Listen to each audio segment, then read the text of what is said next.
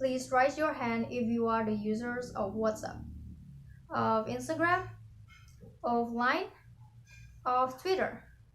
Well, it seems like we are the part of 150 million users of social media in Indonesia, which has reached 56% of the country's population based on the Tari Portal website. Since most of you use social media, I'd like to ask you some questions. First, do you check your social media every time you wake up or even before you sleep? Second, after you updated your status, have you ever checked how many likes, viewers, and comments you get? The last question is, have you ever felt envy with other people's life on social media? If you do have those behaviors based on psychological research hosted by Coursera, those behaviors are the negative impacts when you have addicted to social media. Recently, I've been trying to limit my social media use by logging off from my accounts and even uninstalling several applications for about 2 weeks. Now, I no longer use Facebook and Line again. I've never tried Twitter, and I use my Instagram not so often, and I actively use my WhatsApp only for campus and family things.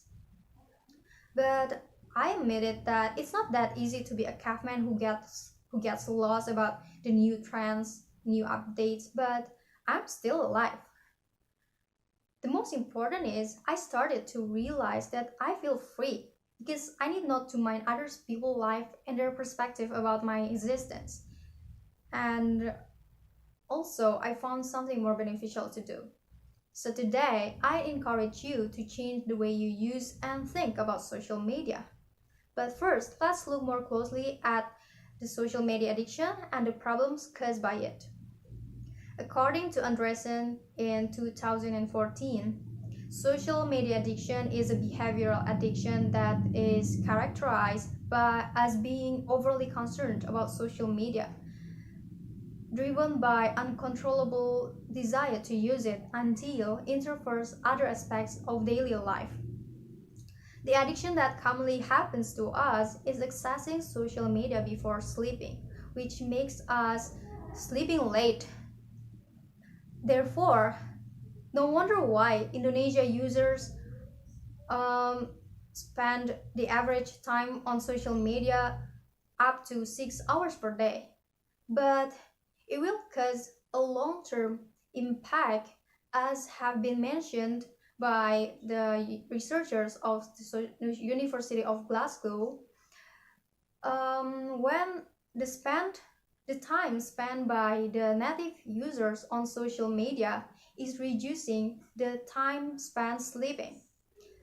And then is the lack of sleeping can give an impact on our mental health, weight, and performance at school. Furthermore, devoting much time to social media every time and everywhere will also cause the lack of awareness about our surroundings.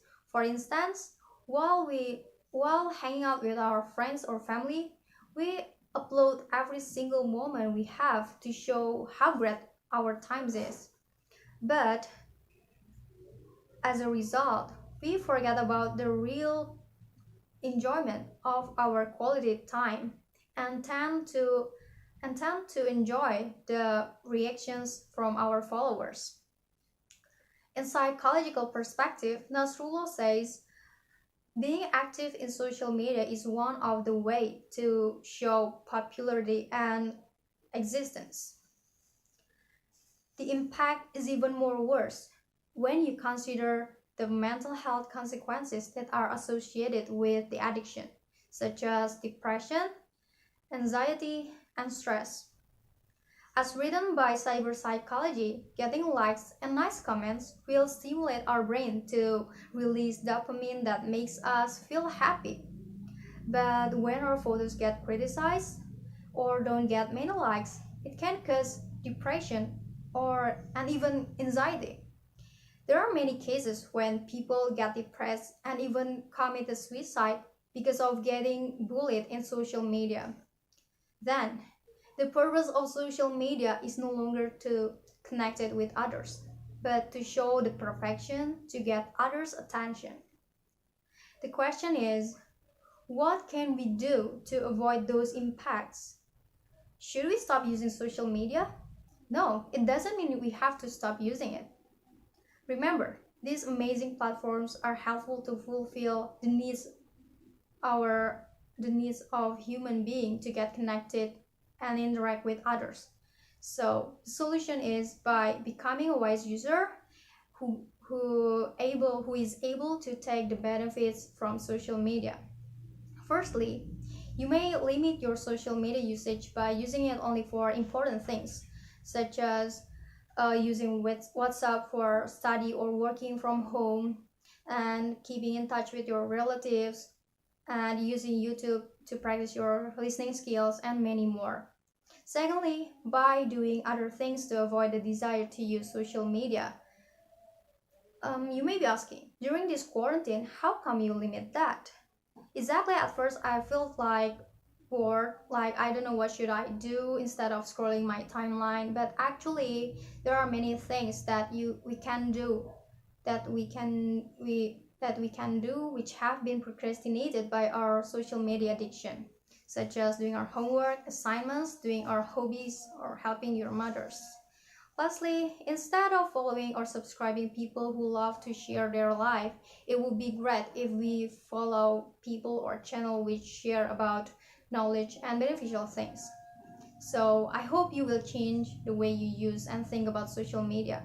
By limiting your social media usage and being a wise user, you will realize how precious your real life is and stop to live a life as what other people want to see. Actually, it's our choice whether to live behind the screen or live a life without worrying about likes, comments, and followers.